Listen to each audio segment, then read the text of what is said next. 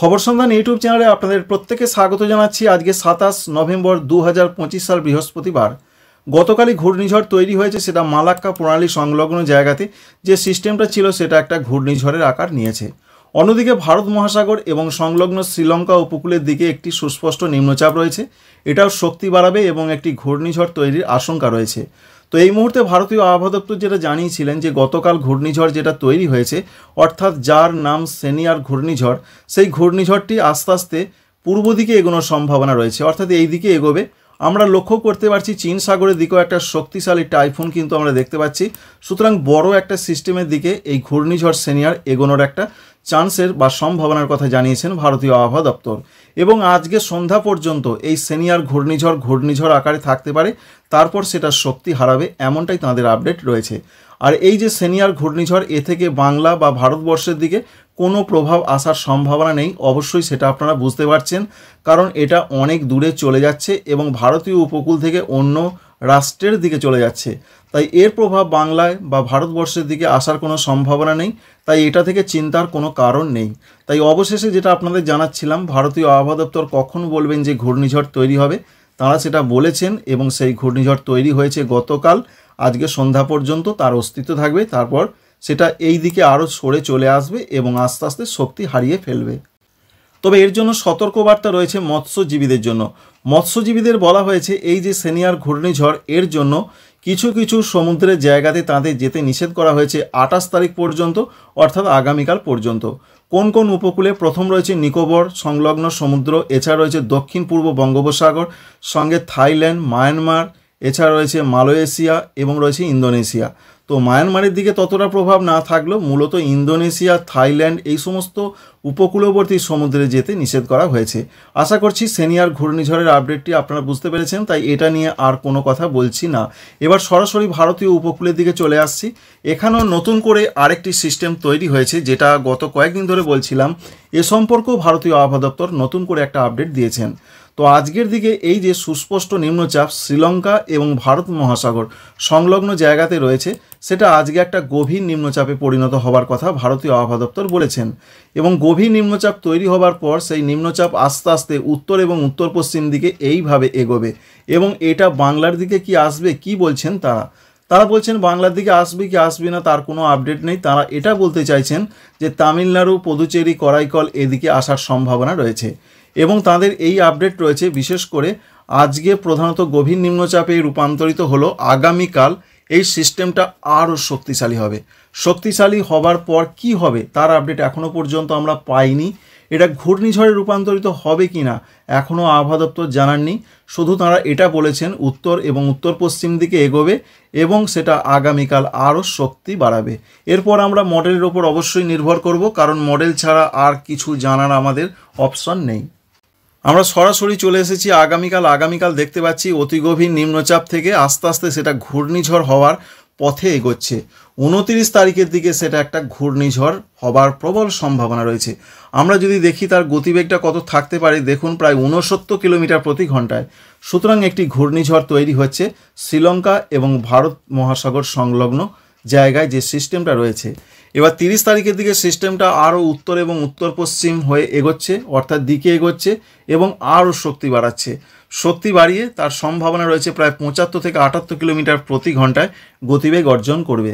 সুতরাং এই যে ঘূর্ণিঝড়, এই ঘূর্ণিঝড়ের জন্য সবথেকে মারাত্মক ধরনের ক্ষয়ক্ষতি হতে পারে শ্রীলঙ্কা সংলগ্ন জায়গা থেকে। যেহেতু এগিয়ে আসছে তাই শ্রীলঙ্কাতে অতটা প্রভাব থাকবে না, বিশেষ করে সবদিকে প্রভাব থাকবে চেন্নাই, নেল্লোর, পুদুচেরি এই জায়গাগুলোতে।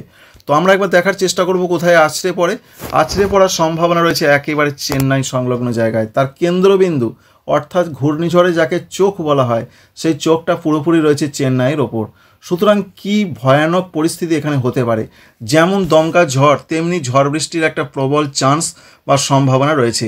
ইতিমধ্যে বহু জায়গাতে কিন্তু সতর্কবার্তা জারি করা হয়েছে, যখন আছড়ে পড়বে 84 কিলোমিটার ঘন্টায় তার গতিবেগ থাকতে পারে বায়ু মোডে। এটা 100 কিলোমিটার ছাড়াতে পারে ঝাপটা মোডে। এই ঝোড়ো হাওয়ার দাপট দক্ষিণ অন্ধ্রপ্রদেশের দিকেও থাকার সম্ভাবনা রয়েছে। তবে উড়িষ্যার দিকে আসবে কিনা সেটা একবার দেখে নেব। উড়িষ্যার দিকে সেরকম কিছু নেই, হালকা হালকা ঝোড়ো হাওয়া থাকতে পারে। বাংলার দিকে সেরকম কোন রকম ঝোড়ো হাওয়ার দাপট আমরা দেখতে পাচ্ছি না, হালকা ঝোড়ো হাওয়া অবশ্যই আসতে পারে। তো আরও আমরা এগিয়ে যাব। ডিসেম্বরের 1 তারিখে দেখতে পাচ্ছি ঘূর্ণিঝড় কিন্তু আছড়ে পড়ছে এবং সেটা পুরোপুরিভাবে ভেতরেও ঢুকে যাচ্ছে এবং ডিসেম্বরের 2 তারিখে সেটা আস্তে আস্তে গভীর নিম্নচাপ থেকে সাধারণ নিম্নচাপে পরিণত হবে 3 ডিসেম্বর তারিখের দিকে।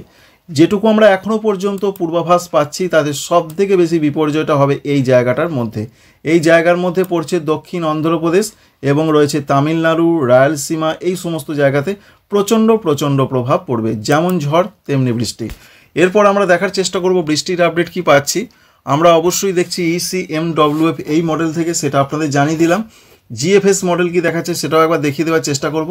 দেখুন কী হারে বৃষ্টির সম্ভাবনা রয়েছে, আর বৃষ্টিটা কি এগিয়ে আসবে বাংলার দিকে সেটাও আমরা দেখিয়ে দেবো আপনাদের। বৃষ্টি এগিয়ে আসার সেরকম কোনো সম্ভাবনা আমরা দেখতে পাচ্ছি না।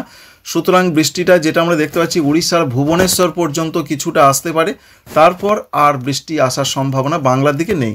তবুও আমাদের ধরে নিতে হবে যে এর অনেক পরিবর্তন আসতে পারে। যদিও পরিবর্তন আসার সম্ভাবনা রয়েছে, তবে এই পরিবর্তনের জন্য হয়তো মেদিনীপুর, 24 পরগনা এদিকে হালকা বৃষ্টি হতে পারে। তবে এই বৃষ্টিটা কিন্তু বর্ধমান, নদিয়া, বীরভূম, মুর্শিদাবাদ, পুরুলিয়া এদিকে আসার সম্ভাবনা এখনও পর্যন্ত নেই। যদিও এখনও পর্যন্ত আমরা বাংলার দিকে বৃষ্টি কিন্তু দেখতেই পাচ্ছি না, কারণ এই আপডেটে পরিবর্তন হতে পারে, তাই আপনাদের সেটা জানালাম। এই রয়েছে মোটামুটি আপডেট। এবার আপনাদের GFS মডেল থেকে একবার দেখানোর চেষ্টা করব সেই মডেল কি দেখাচ্ছে। GFS মডেল থেকে যেটা আমরা দেখতে পাচ্ছি বৃষ্টির ক্ষেত্রে, বৃষ্টিটাই সব থেকে বেশি গুরুত্বপূর্ণ রয়েছে। তো বৃষ্টি আমরা দেখতে পাচ্ছি ঠিক একই জায়গায়, যেমন রয়েছে তামিলনাড়ু, পুদুচেরি, করাইকল অর্থাৎ চেন্নাই, নেল্লোর, এই সমস্ত জায়গাতে ব্যাপক বৃষ্টির সম্ভাবনা রয়েছে এবং সেই বৃষ্টি যেটা আমরা দেখতে পাচ্ছি সেটা কিন্তু আর বাংলার দিকে আসার সম্ভাবনা আমরা দেখতে পাচ্ছি না। এখানে আবার একটু অন্যরকম দেখা যাচ্ছে। এখানে দেখা যাচ্ছে সিস্টেমটা আবার এসে বঙ্গোপসাগরে পড়ছে এবং বঙ্গোপসাগর থেকে সেটা আবার একটু পূর্ব দিকে যাওয়ার সম্ভাবনা দেখা যাচ্ছে 7 তারিখ 8 তারিখের দিকে। পরবর্তী ক্ষেত্রে সিস্টেমটা আমরা দেখতে পাচ্ছি আবার কিন্তু আস্তে আস্তে পূর্ব দিকে এগোতে পারে। যাই হোক, এটা GFS দেখাচ্ছে এবং পরবর্তী ক্ষেত্রে এর কি আপডেট রয়েছে সেটা আমরা দেখার চেষ্টা করব। আমরা একবার বাই মোড থেকে দেখে নেব কি দেখা যাচ্ছে, সুস্পষ্টভাবে কিছুটা বুঝতে পারা যেতে পারে।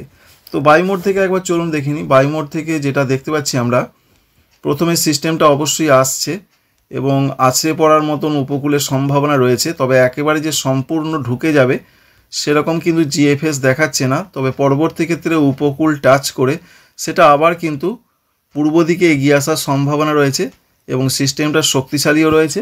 সিস্টেমটা পরবর্তী ক্ষেত্রে আরও শক্তিশালী হয়ে আমরা দেখতে পাচ্ছি আন্দামান ও নিকোবর দ্বীপপুঞ্জের দিকে যেতে পারে। তো এগুলো সবই কিন্তু আনুমানিক হতেও পারে, নাও পারে, কারণ এইভাবে এলো সিস্টেমটা, আবার আমরা দেখতে পাচ্ছি এইখানে সিস্টেমটা এলো, এসে আবার কিন্তু এইভাবে যাচ্ছে। যাই হোক, যেটা দেখা যাচ্ছে সেটা আপনাদের দেখালাম। আর এর জন্য বৃষ্টির সম্ভাবনা কতটা আমরা GFS মডেল থেকে দেখছি। বৃষ্টির সম্ভাবনা আশা করছি নেই, কারণ দেখুন সিস্টেমটা যদি আবার পূর্ব দিকে যায় তাহলে বৃষ্টির চান্স কী করে হবে, কারণ বৃষ্টিটা আবার বঙ্গোপসাগরের উপকূল থেকে আবার বঙ্গোপসাগরের দিকে চলে আসছে এবং সেটা আন্দামান ও নিকোবর দ্বীপপুঞ্জের দিকে যাচ্ছে। এই রয়েছে মোটামুটি একটা পূর্বাভাস। সুতরাং বাংলার দিকে যাই হোক না কেন আশঙ্কা নেই, ক্ষয়ক্ষতির আশঙ্কা এখনও পর্যন্ত নেই। এবার আগামী কয়েকদিন কেমন আবহাওয়া থাকতে পারে। ঠান্ডা পরিস্থিতি যথেষ্ট বেড়েছে, কিছু কিছু জায়গা বিশেষ করে পশ্চিম দিকে জেলাগুলোতে প্রচণ্ডভাবে বেড়েছে। আজকের যা পূর্বাভাস, আজকেও ঠান্ডা পরিস্থিতি যথেষ্ট থাকছে। কলকাতা, হাওড়া, হুগলি, 24 পরগনা, মেদিনীপুর এদিকের যা তথ্য রয়েছে, বিশেষ করে দেখতে পাচ্ছি আমরা 16 থেকে 18 থাকবে, কলকাতা থেকে 18 থাকতে পারে। এছাড়া বর্ধমান, নদিয়া, বীরভূম, মুর্শিদাবাদ এদিকে 16 থেকে 18 থাকবে একই রকম। তবে পশ্চিমের জেলাগুলো যেমন পুরুলিয়া, বাঁকুড়া এদিকে থাকতে পারে 13 থেকে 16 ডিগ্রি সেন্টিগ্রেডের মধ্যে। পশ্চিম দিকের জেলাগুলোতে প্রচণ্ড ঠান্ডা পরিস্থিতি থাকবে, পশ্চিম বর্ধমান সঙ্গে পুরুলিয়া, বাঁকুড়া, বীরভূম এই জেলাগুলোর দিকে। আর উত্তরবঙ্গের জেলাগুলোতে মোটামুটি একই রকম থাকছে, 16 থেকে 18 ডিগ্রির মধ্যে সর্বনিম্ন তাপমাত্রা থাকছে। আর বাংলাদেশেও ঠান্ডা পরিস্থিতি যথেষ্ট রয়েছে, তবে আমরা দেখতে পাচ্ছি বিশেষ করে সিলেটের দিকে ঠান্ডা একটু বেশি রয়েছে। সিলেটের দিকে দেখতে পাচ্ছি আমরা 15 ডিগ্রি সেন্টিগ্রেড দেখা যাচ্ছে। অন্যদিকে রংপুর, এছাড়া রাজশাহী, ময়মনসিংহ এদিকে যা আপডেট রয়েছে এদিকে 17 থেকে 18 থাকবে। ঢাকা বিভাগে 19 ডিগ্রি রয়েছে। খুলনা, বরিশাল, চট্টগ্রাম বিভাগের দিকের যা পূর্বাভাস এখানে 16 থেকে 18 থাকবে। সুতরাং বাংলাদেশের মধ্যে যেটা দেখা যাচ্ছে সিলেটের দিকে ঠান্ডাটা সব থেকে বেশি থাকতে পারে। এছাড়া ত্রিপুরা, মণিপুর, মিজোরাম, নাগাল্যান্ড, তার মধ্যে ত্রিপুরার দিকেও ঠান্ডা যথেষ্ট রয়েছে। আগরতলা, অমরপুর, এছাড়া রয়েছে আমবাসা এদিকে যা পূর্বাভাস 14 থেকে মোটামুটি হবে 17 থাকবে। তাই ত্রিপুরার দিকেও ঠান্ডা বজায় থাকছে। আর এই ঠান্ডা পরিস্থিতি এখন বেশ কয়েকদিন থাকবে। তবে বঙ্গোপসাগরে নতুন একটা সিস্টেম তো আসছে, বিশেষ করে সেটা আরও শক্তি বৃদ্ধি করবে। তার জন্য ঠান্ডা পরিস্থিতি একটু কমতে পারে। সেই কমার সম্ভাবনা দেখার চেষ্টা করব কবে থেকে হতে পারে, কারণ মেঘলা মেঘলা আকাশ থাকবে। যেটা দেখা যাচ্ছে মূলত ডিসেম্বরের 1 তারিখ থেকে তার সম্ভাবনা সব থেকে বাড়বে, একটু তাপমাত্রা বাড়বে, কারণ মেঘলা মেঘলা আকাশ থাকার সম্ভাবনা 1, 2, 3 তাপমাত্রা একটু বাড়তে পারে। তার আগে পর্যন্ত যা পূর্বাভাস আমরা দেখছি তাতে মোটামুটিভাবে 28 তারিখ থেকে একটা হালকা ঠান্ডাটা একটু কমতে পারে এমন একটা সম্ভাবনা। বিশেষ করে 28 তারিখ শুক্রবার, শনিবার, তো শনিবার থেকেই সম্ভাবনা দেখা যাচ্ছে বেশি। শনিবার, রবিবার, সোমবার তাপমাত্রা একটু বাড়তে পারে, ঠান্ডাটা কমতে পারে। আর মেঘলা মেঘলা আকাশ থাকার সম্ভাবনা কবে থেকে রয়েছে, কারণ বঙ্গোপসাগরের সিস্টেমের জন্য হালকাভাবে মেঘলা আকাশ তো আসবেই বাংলার ক্ষেত্রে। তা নভেম্বরের 30 তারিখ, ডিসেম্বরের 1, 2, 3 এরকমভাবে মেঘলা মেঘলা আকাশ থাকবে। তবে বৃষ্টির সম্ভাবনা পশ্চিমবঙ্গের, উত্তরবঙ্গে, দক্ষিণবঙ্গে, ঝাড়খণ্ডে, বাংলাদেশে, ত্রিপুরা, মণিপুর, মিজোরাম, নাগাল্যান্ডে সেইভাবে নেই। উত্তরবঙ্গের পাশ দিয়ে একটি পশ্চিমী ঝঞ্ঝা পাস করতে পারে, তার জন্য পাহাড়ি এলাকাগুলোয় হালকা বৃষ্টি হতে পারে।